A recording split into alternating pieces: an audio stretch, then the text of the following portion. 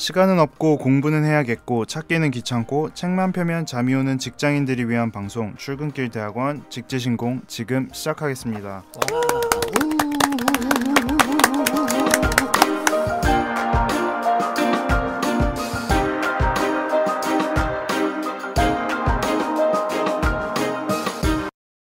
오늘은 우가 길었네. 네, 안녕하세요. 저는 쿱니다. 반갑습니다. 안녕하세요. 엘린입니다. 반갑습니다. 네, 안녕하세요. 조엘입니다. 네, 안녕하세요. 반갑습니다. 스텔라입니다. 오늘 주제가 이제 오늘 마지막 장이잖아요, 그죠? 네, 맞아요. 벌써. 네, 너무너무 서운하시겠다 우리 청취자들, 그죠? 한편으로는 괜한 또 걱정? 서운하기도 하고 다른 한편으로는 그래서 이 다음엔 뭘 또 새롭게 하려고 하는 거지? 기대감도 있을 것 같아요.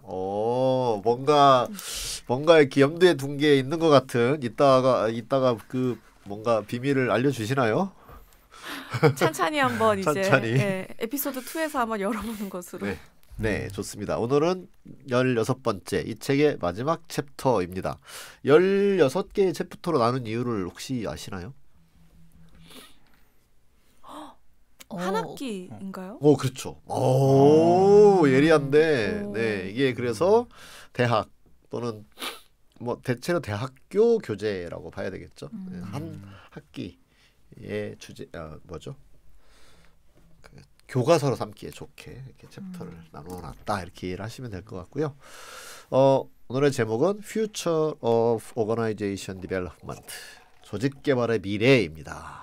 그동안 이제 조직 개발의 역사도 배웠고 방법론도 배웠고 그다음에 각각 절차별로 어떻게 개입하는지도 배웠고 그다음에 글로벌라이제이션도 배웠고 이제 미래는 어떻게 전개될 것이냐.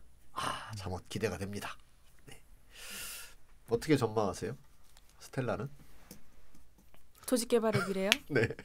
점점 필요성이 이제 커질 거고 네. 그리고 각 조직에서도 이제 이런 부분이 이제 관리가 필요하다, 도움이 필요하다. 근데 이게 알고 봤더니 조직 개발이네 라고 이제 이 단어에 대해서 조금 더 명확하게 인식하는 그런 시대가 더 가까이 다가올 것 같아요. 점점 더 필요해지는 환경적인 뭐 이유, 요인 이런 게 뭘까요? 원인?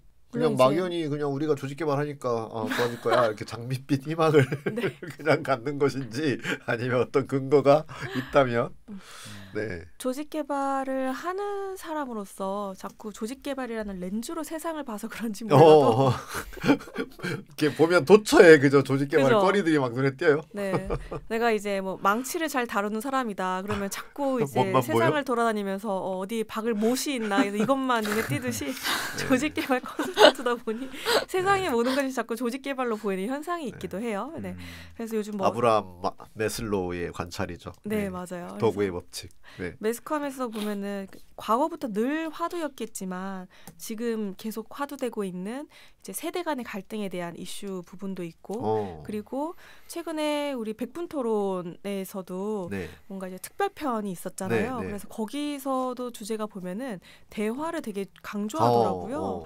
그리고 정치적 신념과 가치관이 다른 사람도 친구가 될 수 있냐라는 주제로 토론하는 걸 보면서 결국에는 굉장히 다른 그 관점을 마주하게 하고 다루게 하는 거. 네, 그래서 유시민과 홍준표는 어떻게 친구가 됐어요?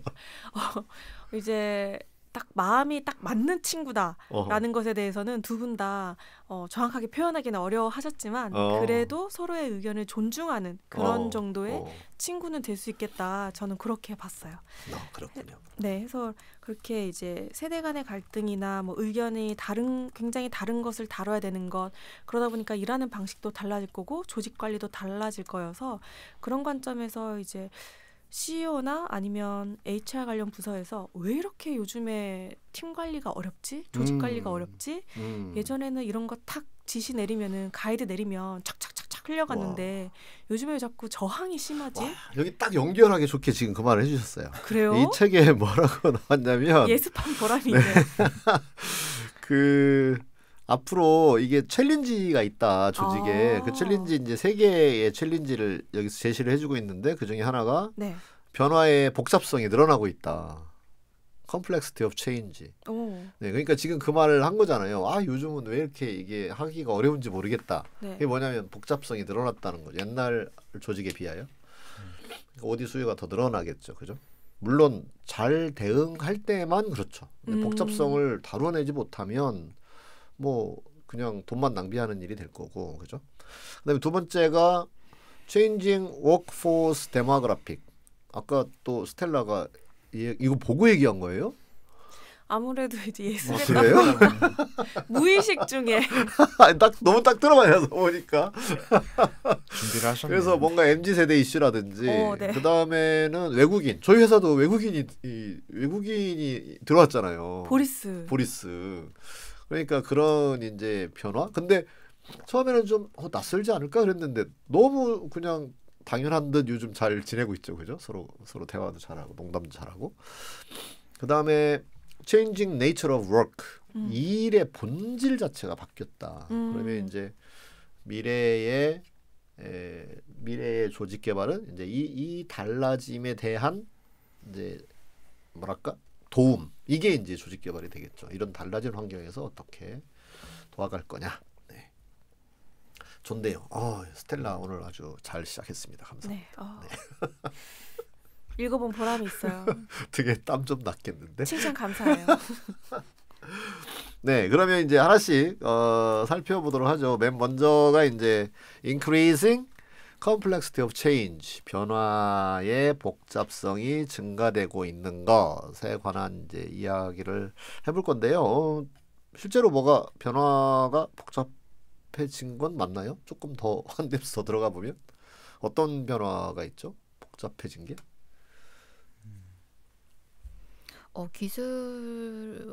기술의 발전 속도가 굉장히 빠르고 그것을 조직이 이제 업무적으로든 진짜 실무에서 내 업무 프로세스에서든지 적용되는 점들이 빠르게 변화하고 있어요. 그 챗 GTP 써 보셨어요? 그럼요. 저 개인적인 얘기도 많이 하면서 진짜요?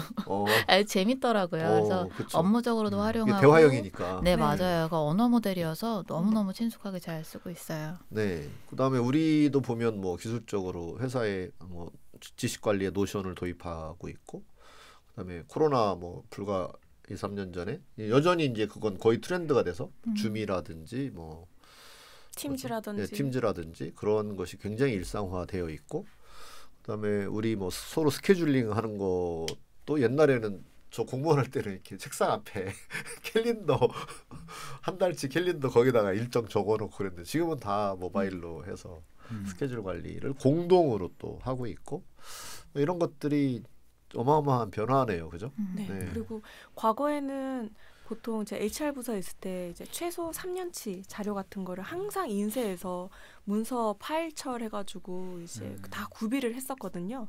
그런데 이제 지금 같은 경우에는 법적으로 필요한 자료는 그렇게 하고 대부분은 이제 아카이빙 해서 이제 웹상에서 직원들이 언제나 공유하고 활용할 수 있게 또 그런 일하는 방식도 몇 년 사이에 크게 변한 것 같아요. 그다음에 최근에 이제 저희 지금 준비하고 있는 이제 저희가 그 외국 지사에 가서 조직 개발을 해야 되는 상황이 곧 닥칠 것 같아요. 지금 연락을 하고 있는데 뭐 이런 게 이제 뭐냐면 오프쇼어링을 한 거죠. 네. 그러니까 모든 제품이나 서비스를 이제 국내에서만 만들어서 파는 것에서 벗어나서 이제 뭐 중국에 간다든지 저기 어디 동구권에다가 공장을 짓는다든지 또는 요즘 뭐 IRA 해가지고 미국에다가 공장을 지어야 한다든지 하는 일들이 막 생겨났잖아요. 그러면 이제 이게 그 조직이 이게 다 전 세계로 이렇게 산산이 흩어져 있는 이 조직을 어떻게 관리하고 오케스트레이션을 할 거냐. 이게 이런 이제 커다란 변화가 생겨나는 거죠. 그죠? 요즘은 또 오프쇼어링 했다가 미국 같은 경우는 또 리쇼어링을 또 하고 있어요. 그런데 그 리쇼어링을 또 다 나가 있었는데 또 다시 들어왔을 때 또 조직에는 변화가 생겨날 거고, 이런 일들이 많이 벌어지고 있는 거죠.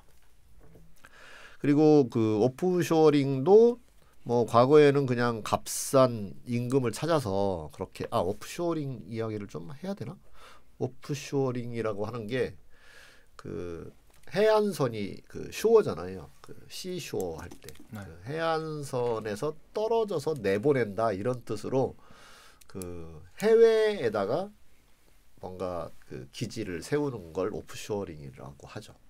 지사 설립 또는 해외 공장 이전 이런 걸 오프쇼어링이라고 하거든요. 그래서 그런 걸 이제 되게 많이 했어요. 이유가 뭐 여러 가지가 있었죠. 예를 들면 뭐 그러니까 오프쇼어링의 전 단계가 아웃소싱이잖아요. 네. 예를 들어서 저희 회사에서 저는 공무원 할 때 라떼 얘기 오늘 되게 많이 하네. 사무실 청소 다 제가 했거든요. 아, 그쵸. 네. 네. 아 진짜 라떼네요 그거. 네. 뭐 요즘 초등학생들 저 초등학생 그 학교 청소 진짜 많이 했잖아요. 그죠, 청소를 하지 않았어요? 제가 다 했었죠. 그죠? 요즘은 안 한다던데. 그래요. 초등학생들. 네. 뭐 그런 것처럼 그게 뭐냐면 그럼 내가 안 하면 누가 하리? 이게 아웃소싱 한 거죠. 그래서 청소 전담 회사와 계약을 체결을 해서 아웃소싱을 한 거잖아요.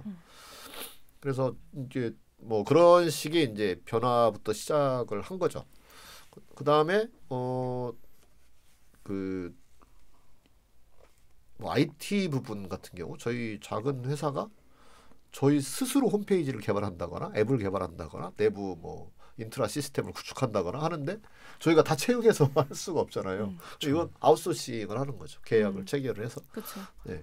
근데 그 중에 일부 우리가 생산 시설을 가지고 있다. 그러면 여러 가지 이유로 예를 들어서 임금이 저렴하다거나 땅값이 저렴하다거나 또는 뭐 현지에서 수송 여기서 만들어서 이렇게 배로 실어 나르려면 비용이 많이 드니까 그 트랜스포테이션 그 저 비용을 줄이기 위해서 이제 현지에다 공장을 짓는다거나 등등. 뭐 세제 혜택을 받기 위해서 세금이 없는 나라로 간다거나 이런 것들이 이제 다 오프쇼어링을 하게 되는 이제 이유가 됐는데 그건 좋은데 그런 비용 절감 여러 가지 이제 효율이 있어서 그렇게 한 건데 사람 관리하는 문제는 또 여전히 더 복잡해졌다 이런 거죠. 그죠? 그렇죠. 그리고 또 관리 범위를 어디까지 가져가느냐에 대해서도 좀 이슈가 있는 것 같아요. 그래서 저도 전에 회사에서 그 해외에 이제 몇 군데 이제 지사가 있었는데 그 중에 하나가 러시아에서 30년간 땅을 무료로 이제 받아가지고 그 땅에서 이제 곡물을 그 넌 GMO로 해가지고 경작하는 사업을 했었거든요. 하는데 그러면 대부분이 러시아 분들이 직원분들이고 한국에서도 좀 파견된 직원분들이 있는데 저희 또 본사에서는 거기까지는 HR 관리를 우리가 하지 않는다 이렇게 또 봤었거든요. 네. 그래서 어디까지 사람을 관리할 건지 한다면은 뭐 어떻게 할 건지에 대한 부분도 또 고민이 필요한 지점인 맞아요. 것 같아요. 맞아요. 그래서 그걸 관리를 잘 할 수 있으면 하는 게 맞을 텐데 잘 하기 어려우니까 그쵸. 그건 현지에 그냥 맡긴다. 이제 네, 이런 식의 러시아에 팔러시를 맡긴다. 네. 택하게 되는 거고. 네. 근데 그렇게 팔러시를 택했더라도 같은 회사이기 때문에 전혀 손을 뗄 수는 없는 거잖아요. 전혀 손을 떼면 그건 다른 회사니까. 그것도 이제 승진자 과정은 또 포함시키고. 그렇죠. 네. 그런 이제 복잡성이 생겨나는 거예요. 전에는 그냥 획일적인 룰에 의해서 획일적인 관리를 하면 됐었는데 굉장히 복잡해졌다. 그래서 여기 보면 허리큘리언 에포트가 들어간다. 이게 뭐죠? 그 허큘리언의 어마어마한 그 힘센 노력이 들어간다 이렇게 얘기를 하고 있어요. 그래서 사람들이 몰입하고 동기를 가지고 일할 수 있게 하는 게 쉽지 않다 이런 거인 거죠. 그래서 그게 우리 이제 미래와 관련해서 우리가 한 가지 측면 복잡성이 늘어나고 있는 부분, 변화의 복잡성이 이렇게 어마어마하게 늘어나고 있다라고 이야기할 수 있습니다. 그렇게 되다 보니까 자 그러면 뭐 그렇게 오프쇼어링을 했다고 쳐요. 근데 그럼 뭐가 달라지는 거지? 라고 했을 때 일단 우리 OD의 구성원들은 사람이니까요. 사람의 데모그래피가 달라진다. 그러니까 인구 구성이 굉장히 달라진다라고 하는 거고 그건 단지 또 해외 진출 때문만이 아니라 우리 조직 내부에서도 이제 인구 구성이 달라지고 있죠. 그죠? 우리 뭐 들었던 이야기 중에 얼마 전에 그 킥오프를 했던 거기 제조업 공장에 갔더니 우리 조직은 호리병 구조를 갖고 있어요. 이제 이런 이야기를 하는 거예요. 네. 과거에는 호리병은 꿈꿀 수가 없었잖아요. 거의 과거에 아마 이제 피라미드. 피라미드. 네. 그러니까 피라미드 조직 구조를 가지고 조직을 꾸려 나가면 됐었는데 이제 이게 바뀐 거예요. 호리병이 됐어. 그러면 이제 이놈의 호리병은 어떻게 하지? 네, 머리도 굵고 뭐 뭐 이렇게 허리는 가늘고 그죠? 엉덩이만 크고 막 이러니까 그 중간 매니저들이 너무 힘들어합니다. 뭐 이런 이야기들이 나오는 거죠. 어떻게 제가 최근에 갔던 조직은 이제 요건 또 다른 얘기지만 피레침이에요 이런 얘기를 하시더라고요.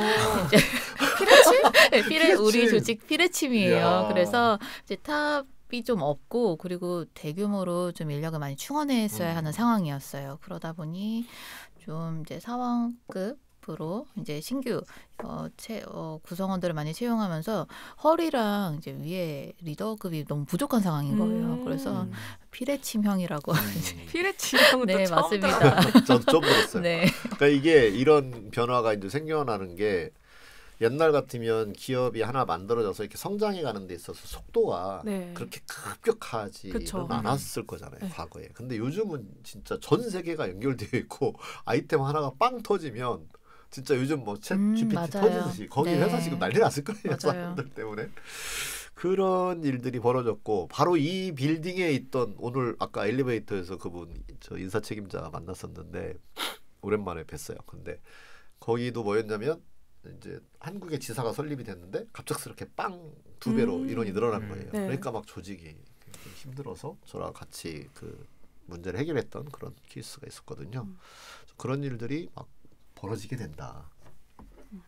그리고 이제 이 책에서 보면은 1990년대에는 이제 55세 이상 근로자 수가 전체 노동 인구의 한 11% 정도가 네. 됐었는데 2020년에는 한 25%까지 증가할 거다라고 예상을 했었거든요. 근데 이거를 이제 지금으로 놓고 보면은 정말 그 베이비 부머 세대의 은퇴 시기가 오면서 조직에서는 그분들이 이제 대거 은퇴를 하면 그 역량과 그리고 전문성 그리고 이제 인력의 그 시간과 노동력에 대해서 이제 기꺼이 이렇게 채워지는 그런 인력이 좀 부족한 상황이 조직에서 또 벌어진다는 거예요.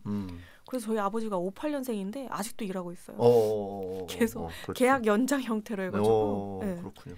여전히 지금 그 피사에서 근무를 하고 있는데 그 젊은 친구들의 인구 저기 이탈리아 피사 아니요. 바닷가 쪽에 피사. 네. 편집을 피사. 네, 피. 편집을 갑자기 어느 회사지? 갑자기. 실명을 얘기해도 될까? 거론해도 될까? 약간 고민돼가지고. 네. 포스코 다니시는데, 네, 포스코에서 네, 포스코 다니시는데 이제 그 너무 그 새로운 젊은 인원이 너무 없다 보니까 그래서 아버지가 계약이 계속 연장이 되는 거예요. 그래서 아버지는 이쯤 했다가 나가려고 했는데 회사에서 자꾸 일이 생기니까 본인도 일하는 게 즐겁고 네. 하셔서 계속 있으시더라고요. 실제로 그 인터뷰를 했던 어떤 공기업이었는데 그 특정 나이대 분들이 이제 은퇴를 하시는데 그 숫자가 좀 많나 봐요. 그러다 맞아요. 보니까 이제 중간이나 신입들에게 그 지식이 전달이 안 전달이 안 될까봐 되니까. 그 네. 걱정도 되게 많이 하시더라고요. 그러니까 실제로 이제 제조업 현장에서도 예를 들어 새로 들어온 이제 젊은 그 MZ 세대들이 그러니까 위에서 뭐 얘기하면 이제 듣기 싫고 그런 면이 있긴 하지만, 네. 근데 그 진짜 현장에 축적돼 이렇게 눈으로 이렇게 보면 저건 뭐야라고 딱 감이 잡히는 그런 촉. 이제 이런 것들은 사실은 신입이나 이런 분들이 이렇게 와서 보려면 그걸 터득하는데 시간이 진짜 많이 걸리잖아요. 그렇죠. 네, 근데 그런 것들이 이제 전수를 잘 해줘야 되는 문제가 이제 지금 같은 경우 생기는 거죠. 그렇죠. 근데 이걸 전수하는 스킬이 없는 거예요 이제. 그러니까 짜증나고 말하기 네. 싫고, 그러니까 또 말도 하기 싫고, 이런 일이 이제 오히려 조직에 문제를 일으키는 거죠. 그래서 그들에게는 이제 멘토링 스킬이라든지 코칭 스킬이라든지 이제 이런 부분에 교육이 필요한 거예요. 그러니까 과거에는 그냥 위에서 얘기하면 그냥 네 알았습니다 하고 그냥 하던 세대가 이제 아닌 거잖아요. 네. 그러다 보니까 조직 개발을 해나가는 과정에서 이제 이분들을 현장 리더들에게도 이 멘토링 코칭 이런 걸 해줘야 되는구나라고 네. 하는 인식의 변화가 생겨나는 거죠. 그렇죠. 네. 그 시니어는 시니어만의 그 수많은 기간의 그 경험의 축적과 지식의 축적, 기술의 축적 이런 게 있잖아요. 그런데 전달력에 있어서 상대방이 보통 이제 안 배우고 싶게끔 하는 그런 뛰어난 전달력이 있으셔서 먼저 막 답답해가지고 네, 그 이제 또 화도 많이 나시고 왜냐하면 역량의 차이가 너무 크니까 스텔라 미안해요. 그런 면이 있어서 네. 근데 또 전달 받는 사람들 흔히 MZ라고 하죠. MZ의 또 그 특징도 있을 것 같아요. 영향이. 뭐 가르쳐 줄라 해도 지금 나한테 도움이 안 되는 것 같으면 그냥 안 배울래. 약간 이런 그치. 태도도 문제가 될 수 있을 것 같아요. 그쵸. 둘 다 뭐 문제가 있지 맞아요. 않을까. 그렇죠. 맞아요. 그래서 맞아요. 저희 아버지도 보니까 이제 과거에는 그 후배들한테 포스코는 따야 되는 자격증이나 그 교육 수료가 엄청 많이 해야 돼요. 많이 해야 되고 그거를 잘 체계적으로 해야 진급도 잘 되고 그런 게 있어서 후배들에게 막 이런저런 조언하면 예전에는 아 선배님 감사합니다 이제 이런 태도였다는 거예요. 근데 요즘에는 얘기를 해주면 너 이제 2년 후에는 바빠질 테니 지금 미리 이런 자격증 따놓고 그리고 이런 교육 수료해놓고 이렇게 하면 좋다 얘기해주면 전혀 공감을 못한다는 거예요. 왜냐하면 지금 필요하다라고 생각을 안 하기 때문에. 그렇죠. 그런 되게 이제 약간 현재를 사는 편인 것 같아요. 그 네, 세대들의 현재 특징 중에 중심의 하나가. 삶. 네. 이직을 염두에 염두에 해서 두는 그럴 게 수도 있고, 있지 그렇죠, 않을까요? 그렇죠. 포스코에서 어디로 이직을? 모르. 네, 네. 맞습니다. 그러니까 이직을 염두에 두기 때문에 이제 그러는 경우도 있을 거고 틀림없이. 그쵸. 그러니까 네. 내가 여기서 뭐 난 지금 이거 하다가 어차피 뜰 건데 뭐 새로운 기술이나 이런 거 나 깊이 알 필요 없습니다라는 맞아요. 것도 있을 거고 네. 또는 그냥 세대 자체의 특성으로 인해서 그냥 나는 당장 내가한테 필요한 거 아니면 배우지 않을래요라는 특징도 있을 수 있는 거죠. 근데 여기서 가장 MZ 세대라고 불리는 것에 가까운 게 조엘이니까. MZ 세대입니다. 근데 아까 약간- 아니요. 아니 나도 MZ여가지고. 그러니까. 근데 나는 MZ가 아닌 것 같거든. 저도 MZ가 아닌 것 같은데. 네. 이게 지금 아까 근데 저기 조엘도 좀 밑밥을 깔던데. 어떤 어떤- 밑밥이요? 이제 나중에 자기 후배 이제 알파가 들어올 알파? 걸 대비해서 MZ에게도 문제가 있을 수 있다. 약간 밑밥을 깔더라고. 그러니까 중간 MZ인 거지. 네. 조엘이 이제 우리 MZ 중에서 가장 코어 MZ라고 네. 할 때 좀 현재를 사는 이런 기조를 좀 느껴요 스스로에게서.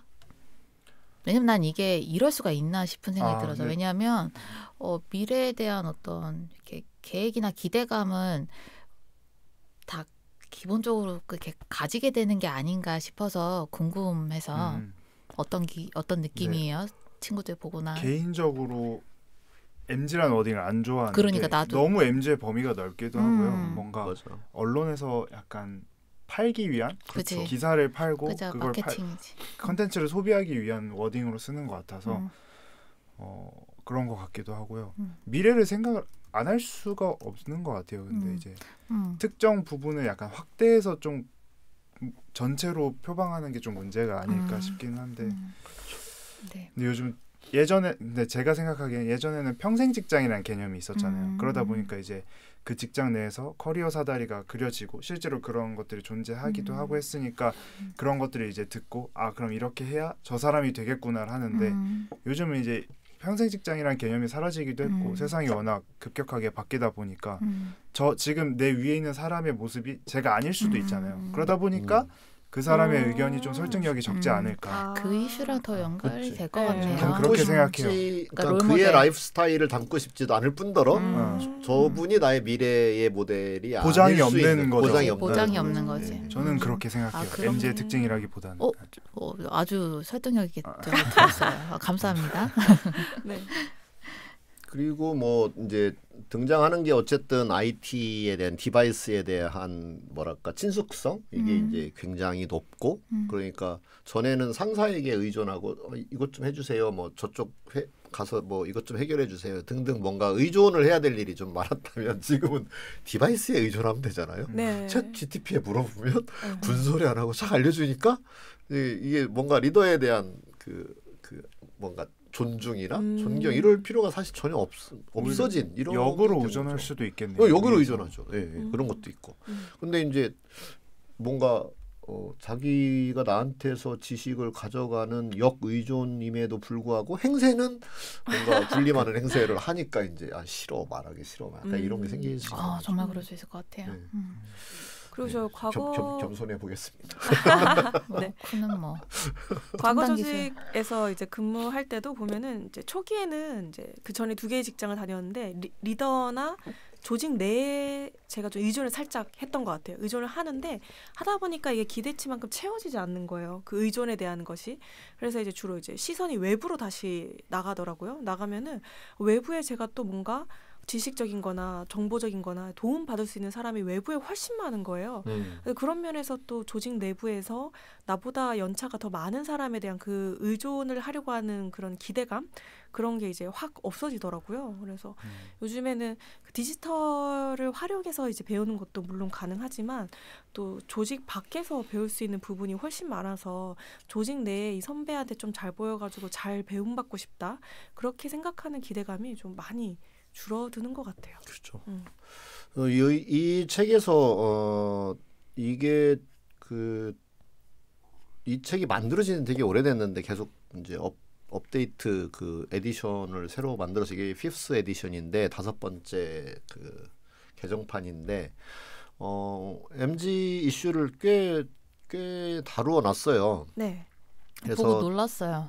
이거 이때 썼는데 어떻게 이렇게 지금 정확하게 지금은 얘기하지? 이게 이제 에디션은 최근에 만든 거니까. 에디션이요. 네, 에디션. 하지만, 이게 21년도 에디션인 거예요. 그렇군요. 네. 근데 여기 코로나 이야기는 안 나왔지. 네, 하여튼 네. 그래서 요거 비교한 거가 꽤 잘 정리가 된 거고, 그래서 또 이게 믿을 만한 그 교재에 나와 있는 내용이라서 한번 훑어보면. 한국의 현실과 또 다를 수도 있지만 한번 해보면 좋을 것 같아요. 네. 그래서 이제 X와 밀레니얼을 구분을 했는데 X는 여기 없네요. 여기 없고 뭐 저희 회사의 이제 수석급들이 X들이시죠, 그죠? 네. 그래서 이제 1965년에서 1979년 해가지고 14년 정도의 이렇게 기간이라고 하네요. 나는 어디지? 네. 그래서 여기 제너레이션 X만 하더라도 꽤 그 신박한 워딩들이 많이 있어요. 나름 그 시대인데도 그죠? 인디펜던트, 프리 에이전트 멘털리티를 가지고 있다. 그래서 자유로운 영혼인 거예요. X 세대도 그랬다. 그 다음에 뭐죠? 스킬을 계속 업데이트하고 싶어한다. 네, 그런 열망이 있다. 그다음에 워라밸 중시한다. 네, 어떤가요? 우리 수석님들 워라밸 중시하고 계신가? 우리 회사는 이제 좀 다른 세상의 이야기가 워라밸이 없는. 워라밸이 없어. 워라통이야. 인테그레이션. 네, 그 재무적인 그 이득을 추종한다. 네, 그런 얘기고 그 다음에 기술적으로 되게 똑똑하다. 네. 기술적으로 문명인이다. 네, 베이비 부모 이전은 이제 기술적으로 뒤떨어진다 이런 얘기겠죠. 그다음에 저스틴 타임 시간 중요시하게 여기고 있고 리더에 대하여 신뢰가 적네요. 조직과 리더에 대한 신뢰가 적다. 이거 거의 밀레니얼과 비슷한 느낌이네요. 여기 써 있는 거. 그렇네요. 그렇죠? 네. 근데 하여튼 80년대부터 2000년대까지가 밀레니얼이라고 보았을 때 밀레니얼의 특징, 챌린징 워크, 퍼스널 골, 개인적인 목표를 성취하고 싶어한다. 그다음에 플렉서빌리티, 이거 유연성은 요즘 진짜 얘기 많이 되고 있는 것 같아요. 그죠? 그래서 왜 꼭 사무실로 가야 되느냐 이런 게 코로나를 거치면서 뭐 훨씬 더 심해지기도 했고, 근데 이게 밀레니얼의 특징이기도 한 것 같긴 해요. 그 이동성이 높았잖아요. 어렸을 때부터. 제가 경험했던 아주 깜짝 놀랄 일 중에 하나가 저의 아이 중에 한 명이 수학여행인가, 그때는 이제 현장학습이라고 안 하고 수학여행이라고 했는데 수학여행을 가기 싫다라는 이야기가 들린 적이 있었어요. 그래서 저는 상상도 못할 일, 그 좋은 수학여행을 왜 싫어하지? 그랬더니 숙소가 불편하다 그런 거예요. 뭐 숙소 위생이 퀄리티가 일단 학교에서 가는 거니까 되게 단체로 묵어야 되고 퀄리티도 낮은 데를 가잖아요. 근데 제가 어렸을 때는 그냥 여행 가보는 것 자체가 너무너무 네. 근데 이미 여기는 그런 여행을 많이 다녀본 거죠. 네. 뭐 외국도 다녀봤고 가족과의 여행도 다녀봤고, 그러니까 학교에서 다니는 게 큰 메리트가 없는 거예요. 이미 가볼 때 가본 거고 약간 그런 느낌. 그래서 어렸을 때부터 이런 그 플렉서빌리티를 많이 경험하고 자란 세대들이 아닌가 그렇게 볼 수 있을 것 같아요. 엑스님, 저기 M님 어떠세요? 여기 써 있는 것 보면 지금 너무너무 공감하고 그리고 그 기사를 하나 봤었는데 초등학교 학생들만 하더라도 개근을 한다. 이게 좀 그 친구들 사이에서 심하면 놀림감까지 된다고. 요즘은. 네네. 진짜? 그래서 그래요? 네 개근을 하면 초중고 개근 성실하네요.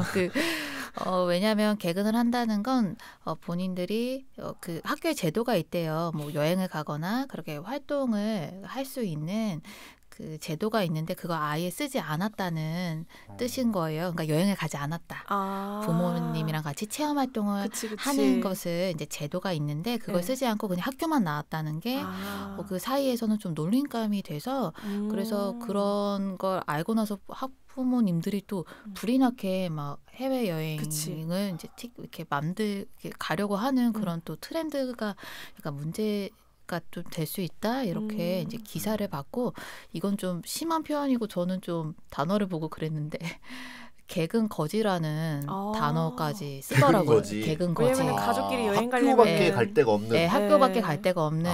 그쵸. 그래서 이제 뭐 이거 진짜야 이러면 사람들이랑 얘기를 했던 기억이 있어요. 그래서 요즘 아이들은 어렸을 때 그러니까 플렉서블하게 어디 많이 가야 하는 것처럼 정말 그렇게 많이. 그러니까 뭔가 판에 박힌 어떤 근무 형태, 근무 장소 또 근무 시간 이제 이런 것이 좀 불편할 수밖에 없을 것 같아요. 그런 것 너무 같아요. 버라이어티한 우리가 철저한 규율 속에 있었던 학교 생활 절대 지각하면 안 되고 감기 걸려 열이 뻘뻘 나도 학교 보냈단 말이에요. 저 세대는 아파도 가서 아파라. 네, 가서 아파라. 그리고 학교를 양호시 가라. 네, 그렇죠. 근데 이제 그런 마인드를 가진 리더가 있고 조직 내에 근데 이제 전혀 아니 왜 그렇게 살아야 됩니까? 라고 생각하는 마인드를 가진 이제 새로 들어오는 직원들이 이제 MZ 세대들이 있을 때 여기서 이제 이 갈등을 제대로 해결하지 못하면 조직이 이제 삐걱삐걱하게 되는 거죠. 정말 그 속한 조직이랑 제도 자체에 대한 태도가 다를 수밖에 없겠네요. 단순히 여행의 문제가 아니라. 그렇죠. 네. 사회의 영향을 또 많이 받는 것 같기도 그렇죠. 해요. 어쩔 수 없이. 사실 세대별로 나눠놨지만 그 특정 세대의 그때 태어난 특징이라기보다는 그때 겪은 사회에 대한 특징인 것 같아서. 네. 그리고 여기 보면 일을 하기 전에 왜를 묻는다. 그래서 우리 지난번에도 한번 에피소드에서 다뤘죠. 왜요, 저요, 제가요. 이거. 네, 그때 오스틴이 있었어야 되는데 오스틴한테 이제 네. 이 주제로 녹음을 했다. 네. 그리고 이제 우리의 결론은 리더는 조금 더 이제 이해하려고 하고 그리고 이제 MZ 세대들은 조금 더 설명하는 걸로 이렇게 결론 내렸다 했더니 오스틴이 이러는 거예요. 늘려 말하면 MG가 아닌데요. 그죠. 그래서 이제 그런데 그거 조금 무릎을 탁 쳤어요. 그렇다. 그거를 맞아요. 생각을 못했네. 저도 그래서 요즘 약간 제 막내 녀석이 이제 알파잖아요. 그래서 걔랑 카톡을 주고받을 때는 네. 저도 짧게 최대한 짧게 써요. 그래 와 점심 좋아 이렇게만 써요 저도. 나중에 만나면 제가 이제 그거에 대해서 어떻게 생각하는지 한번 물어보도록 할게요. 짧게 물어보시길 짧게. 바랍니다. 서로 이해가 안 되면 대붙지 않아. 네, 알아서 해결해요. 네. 아니 만날 때마다 대화가 되게 잘 통하는 기분이거든요. 저는 그래서 저한테 많이 이제 알파님이 맞춰주셨구나. 네. 그다음에 참여 스타일의 경영을 좋아한다라고 되어 있는데 그런가요? 참여 스타일이요? 네. Participative Style of Management. 그러니까 어떤 독단적 경영이 아니라 참여적 경영을 좋아한다. 네. 본인의 의견을 물어봐 주기를 기대하고요. 그리고 본인의 의견이 이제 일부 반영되기를 또 기대하는 부분이 있는 것 같아요. 이제 예전에 제가 팀 관리할 때 좀 그런 거를 많이 느꼈었고 좀 뭔가 다른 거는 크게 부딪힐 게 없었어요. 왜냐하면 저 같은 경우에는 약간 알아서 해라 이런 스타일이어가지고 뭐 문제 생기면 얘기해라 이런 편이어서 근데 이제 그 커뮤니케이션 그 프로세스에서 갈등이 좀 생기더라고요. 이런 사전에 이러이러한 지점에 저를 넣어주면 좋겠다. 이제 근데 제 생각에는 안 넣는 게 맞아가지고 그거를 조율하는데 제가 조금 어려움을 겪어봤던 기억이 있어요. 여기서 문제가 약간 내 의견이, 그러니까 제가 밑에 있을 때는 내 의견이 많이 들어갔으면 좋겠는데 그 사람이 리더의 자리에 올라갔을 때는 그 내가 원하는 만큼 들어주진 않는 것 같아요. 약간 거기서 또 문제가 생기는 것 같기도 하고. 그러니까 참여를 많이 하고 싶은 건 내가 약간 밑에 있을 때 내 의견이 많이 반영됐으면 좋겠는 거고. 그쵸. 그거에 비해 올라갔을 때는 그 정도는 또 아닌 것 같아가지고. 뭐 임원진과 이제 직책자급의 그 미팅하는 시간에 팀원인 저도 동참하고 싶어요. 뭐 이제 그런 의견들. 근데 이제 그런 걸 들어주려면 이제 저도 제 위에 임원을 설득해야 되는 그런 과정이 있어가지고 그래서 이제 의견을 반영되어지면 좋겠다 하는 게 좀 많이 느꼈던 것 같아요. 그러면 그 아까 조엘의 이야기는 그게 세대적 특징이라기보다는 그러니까 밀레니얼, 그러니까 딱 80년대 뭐 2000년대 이 시기에 태어난 세대의 문제라기보다는 그냥 그 나이대, 그러니까 소위 저경력 시절에는 네. 참여하고 싶어 하고 근데 그게 경력이 이제 높아지면 좀 그런 게 귀찮아지고 이렇게 되는 일반적인 경향인 것 같다, 그런 얘기. 아니 그것보다는 그러니까 전체 틀을 모르잖아요. 전연차 때는 그러다 보니까 그러니까 그게 전연차의 문제이지 이 80년대 저는 그러기에는 아닌 것이 아니겠느냐 이런 얘기인 거죠. 왜냐하면 예전에 조선시대 문선지 약간 완전 옛날 문선지는 정확히 기억 안 나는데 거기에도 요즘 것들이라는 말이 써 있었대요. 그럼 맞아요. 그러니까 결국에는 특정 세대의 문제가 아니라 기득권과 기득권이 아니라 뭐죠? 그러니까 그 연령대, 전연차와 고년차에서 빚어지는 게 있고 다만 그 전연체가 겪었던 시대적 상황의 차이 이런 것들은 당연히 좀 영향을 받을 수밖에 없다. 뭐 예를 들어서 지금 IT라든지 이제 이런 부분들이 가져온 어떤 성향, 뭐 또 TV의 등장에 따라서 생겨나는 뭐 문화의 차이 뭐 이런 게 있을 수는 있겠다. 그렇게 지금 밀레니얼이 또 올라가면 또 이제 요즘은 구몬도 태블릿으로 한다고 그러더라고요. 그래가지고 저도 뭐 줄곧 강조를 합니다. 전에 에피소드에서도 말씀을 드렸지만 대부분 이제 회사에서 저희에게 조직 개발을 의뢰해 올 때 저희는 제조업인데 제조업을 해보셨어요?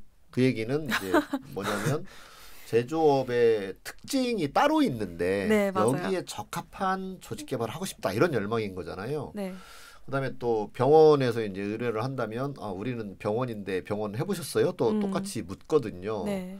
그런데 제가 그럴 때마다 이제 이야기하는 게 사실은 90% 이상이 일반적인 사람의 이슈더라라는 이야기를 이제 하면 처음엔 고개를 갸우뚱하시죠.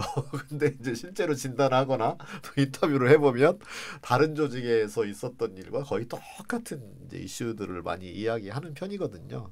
그래서 이것도 이게 인간의 문제이지 딱히 그 우리가 이름 그 딱지 붙여진 특정한 세대는 그 특정 세대의 이슈가 아닐 수도 있다. 네. 그런 관찰도 되게 중요한 것 같아요. 네. 하지만 그 나머지 5%나 10%도 우리가 눈여겨볼 필요는 있다. 네. 좀 더 정교하게 하려면 그렇게 이야기할 수 있을 것 같습니다. 그래서 이걸 다 퉁쳐서 여기서는 프리 에이전트다 이렇게 보자. 프리 에이전트. 그러니까 자유로운 대리인. 자유대리인 약간 이런 느낌. 네. 그래서 나 일은 맡겨준 건 내가 할래요. 근데 그냥 내 방식대로 좀 편하게 자유롭게 뭐 내가 정한 시간에 이렇게 하면 안 돼요. 약간 이런 느낌으로 프리 에이전트라는 이제 별명을 또 하나 붙여줬네요. 그다음에 그걸 조금 더 이제 그 프리 에이전트의 특징을 조금 더 분류해서 이야기를 해보면 이분들은 능력을 개발하고 싶어하고 좀 더 그러니까 어떤 잡 타이틀을 향해서 사다리 타고 올라가기를 원하는 것보다는 자기의 능력을 향상시키고 싶어한다. 스킬과 능력을 향상시키고 싶어한다. 그러면서 이제 그 심리적 기제에 뭐가 있냐면 recognize me.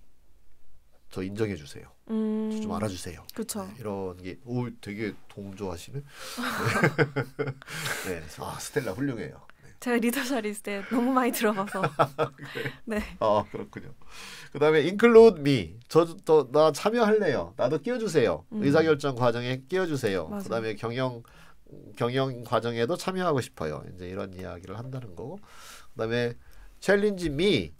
그래서 여러 가지 일 한꺼번에 다 할 수 있거든요. 나 이것도 해보고 싶고 저것도 해보고 싶거든요. 네, 그래서 저한테 이것저것 맡겨봐 주세요라고 하는 그런 열망도 있다라고 하는 거고, 그다음에 일할 때도 work with me. 우리 같이 하자. 그래서 더 창의적 그룹으로 일할 때 더 창의성을 발휘할 수 있으니까 함께 해보자. 그런 마인드를 가지고 있다라고 이야기를 하고 있습니다. 이거 동의 안 되는 거 있어요? 동의가 다 되고요. 네. 그리고 이제 몇 년 전에 타임즈였나요? 거기에 MZ세대를 미미미라고 표현했잖아요. 그래서 여기에 미미미. 계속 뒤에 결국은 미가 네. 중심에 있네요. 그거 되게 중요한 포착이네요. 네. 미가 4개 있어요. 네. Recognize me, include me, challenge me, work with me. 네. 세상의 중심을 나로 놓고 싶어요. 그러네요. 네. 훌륭합니다. 계속 헷갈리고 있는 것 같아요. 저는 이제 이게 왜 그러니까 지금 이전에 얘기하셨던 이제 이거 사실 모두 사람한테 해당되는 이슈잖아요. 맞아요. 난 알아봐줬으면 나도 좋겠고 그런데? 나도 좀 소외되기 싫고 나도 인클루드 되고 싶고 X도 되지 못하는 어, 나도 그런데. 뭐 되게 다양한 경험도 하고 싶고 뭐 이거는 보편적인 건데 이제 밀레니얼이 특히 뭐 알아봐주고 뭐 이런 또 그 세대의 특징이 무엇일지 이제 계속 생각하게 되는데 뭐 그냥 떠오르는 거는 약간 이거는 제가 잘못 생각하는 거려나? 우리 조엘이가 또 우리 그 외동이잖아요. 네. 근데 약간 그 형제 관계에서 그러니까 또 이제 오롯한 사랑을 그 버스 오더라고 하죠. 출생 순서. 그쵸. 오롯한 사랑, 전폭적인 관심. 이제 주변에도 사실 여러 명의 자녀를 가진 친구가 있지 않은데 조금 더 기대하게 되는 그런 그 성장의 그 영향이 있을까요? 그냥 갑자기 떠올라가지고. 외동인 거에 대해서? 네. 있죠. 있죠. 어마어마하게 있다고. 네. 그러니까 그- 나를 알아봐주고 네. 엄마 아빠 다 나만 보고. 근데 저는 동생이 태어났을 때 음. 그 좀 살다 그때 어렸을 때 기억이 하나 있습니다. 이렇게 살다가 어렸을 때 살다가 전화를 했어요. 상담센터에. 엄마가 나를 미워하는 거. 근데 이제 막 듣더니 왜냐하면 5살 터울에 좀 어린 동생이었거든요. 근데 이제 들어보시더니 문제 없는 것 같아. 들어보더니 네. 그래서 문제 없구나 하고 이제 끊었던 기억이 있는데 이제 그 사랑을 나눈다는 게 굉장한 충격이라고 하더라고요. 어렸을 네, 때. 맞아요. 왜냐하면 동생이 없을 때 전 외동처럼 컸기 때문에 그래서 그 애는 누워 있는데 막 밟던데. 그죠. 지나가면서. 싸우죠. 네. 사랑을 밟더라고. 받고 싶으니까. 그래서 그 출생 그 순서에 따라서 형제 관계에 따라서 이제 성격이 일부 유형을 나눌 수 있다라고도 보기도 심리학적으로 얘기를 하거든요. 가족 관계학에 보면 그게 되게 중요하게 나오고 있고. 맞아요. 그 뭐죠? 그 마이클 샌들도 그 강의에서 그거 했잖아요. 그랬어요. 네. 너네가 노력해서 여기 하버드 온 줄 알지? 장남인 사람 손 들어봐. 막 이랬거든요. 네. 첫째인 사람 손 들어봐. 그랬더니 85%가 손을 드는 거예요. 네. 너가 장남이어서 하버드 올 수 있었던 거야. 라는 이야기. 네. 그래서 장남이기 때문에 뭐 책임감이라든지 좀 더 뭔가 그쵸. 윤리적으로 이렇게 요구받고 인정받고 뭐 이게 너의 오늘날의 너를 만든 거야. 네. 되게 놀라웠었어요. 맞아요. 네. 그래서 첫째의 성격, 막내의 성격, 그리고 이제 사이에 낀 아이의 성격, 외동의 성격 그 특징이 모두 똑같다라고 할 수는 없지만 일부분 이렇게 통일되는 부분이 있다고. 경향성이 있을 수는 있을 것 같아요. 네, 그러니까 이 같은 맥락인 것 같아요. 우리가 예를 들어서 전연차와 고년차의 어떤 특징을 우리가 조금 전에 이야기를 했고 조엘이. 네. 그다음에 이 책에서는 또 이제 세대 간의 차이에 대해서 어느 정도 특징을 살펴보려고 했고, 그다음에 그 특징 안에서 또 개인별로 뭐 우리 요즘 MBTI도 얘기하고 또 그 가족 내에서의 출생 순서에 따라서도 또 성격의 차이가 날 수 있고, 성취 지향적이냐, 경쟁적이냐, 협력적이냐 뭐 이런 것들이 다양하게 나타날 수 있으니까 우리가 마치 어느 하나가 거기에만 꽂혀서 네. 그 잣대만 가지고 이게 조직을 들여다보면 사실 오해가 될 수 있다. 그렇게 정리할 수 있을 것 같아요. 하지만 세세하게 살펴보는 것에는 도움이 된다. 그렇죠. 네, 그렇죠. 라고 네, 생각을 이런 합니다. 프레임을 가지고 봤을 때 네. 아 이게 이것 때문인가 보다. 아, 이 친구는 지금